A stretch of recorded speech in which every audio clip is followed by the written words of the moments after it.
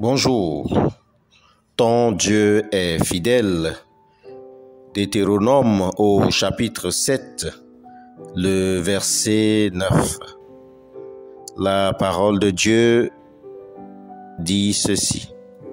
Sache donc que c'est l'Éternel ton Dieu, qui est Dieu.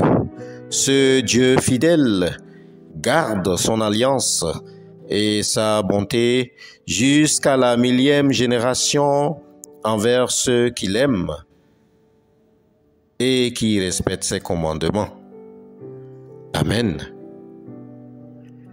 La fidélité est définie comme une constance dans les affections, les sentiments et les relations. Cette définition s'inscrit bien dans une conception humaine de la fidélité. Mais comment Dieu manifeste-t-il sa fidélité vis-à-vis de nous? Tu es un peuple saint, consacré à Dieu. Mais quelle en était la raison? Le peuple d'Israël a été un peuple mis à part, un trésor particulier de l'Éternel.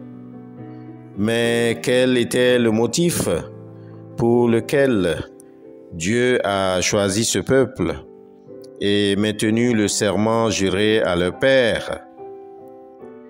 Dieu ne choisit pas par mérite particulier, mais par pure grâce.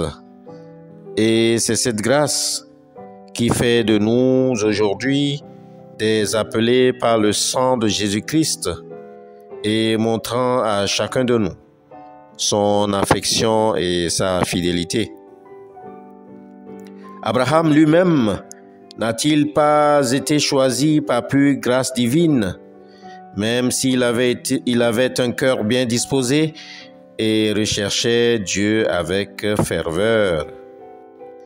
Mais rien de tout cela ne lui procurait quelque mérite. Quand Dieu choisit, appelle et bénit, il le fait par pure grâce sur la base de sa justice. Israël ne pouvait pas se prévaloir de sa grandeur. Dieu l'avait choisi et demeurait fidèle à ses promesses. Sa fidélité peut se manifester jusqu'à 1000 générations envers ceux qui reprendraient à son amour. Bien-aimé dans la foi, toi aussi tu as été sauvé par grâce, par un acte d'amour infini sur la base de la fidélité de Dieu à son plan merveilleux de rédemption pour l'humanité et à sa miséricorde infinie. La parole de Dieu te rassure aujourd'hui. Quel que soit ce que tu as confié à Dieu, cela se réalisera car le Dieu en qui nous croyons est fidèle sur plusieurs générations, mais à condition d'être dans sa volonté. Amen. Prions que Dieu continue de manifester sa fidélité dans nos vies. Seigneur Jésus, nous te rendons grâce pour ta parole quotidienne dans nos vies.